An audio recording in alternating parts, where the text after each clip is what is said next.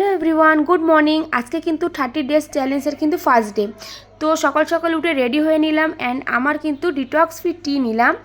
আর আজকে সকালবেলা কিন্তু যেহেতু আজকে ফিটনেস ক্লাব বন্ধ ছিল বলে সকাল সকাল ব্রেকফাস্ট কমপ্লিট করেছি।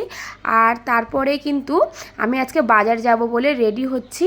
তো রেডি হয়ে নিয়ে কিন্তু বাজারে যাব, টোটো করে বাজারে যাচ্ছি। বাজারে থেকে কিন্তু আজকে সবজি নেব, ফল নেব।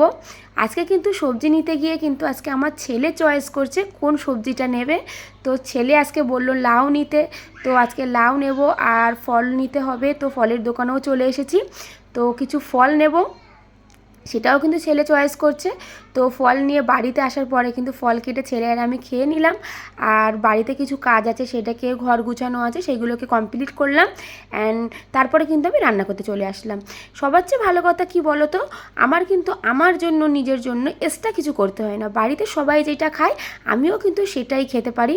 তো লাঞ্চ রেডি করে নিয়ে কিন্তু আমি বসে পড়েছি লাঞ্চ খাওয়ার জন্য। আমিও খাবো অ্যান্ড ছেলেকেও খাওয়াবো। তারপরে কিন্তু আমি বিকেলবেলা আমার আবার ডিটক্স ফ্রি টিটা নিয়ে বসে পড়লাম। অ্যান্ড রাত্রেবেলা কিন্তু আমার ডিনার কমপ্লিট। আজকের মতো টাটা।